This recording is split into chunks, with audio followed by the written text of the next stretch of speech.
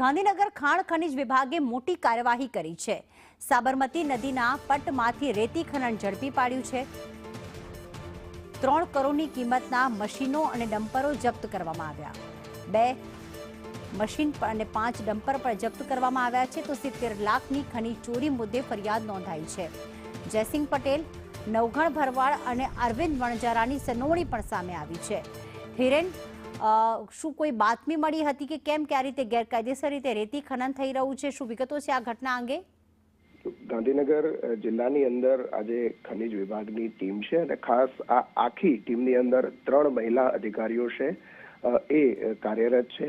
લગભગ છેલ્લા 3 મહિના જેટલા સમયથી સતત આ મહિલા અધિકારીઓની ટીમ છે એ જે કામગીરી કરી રહી છે એમાં વધુ એક સફળતા મળી છે।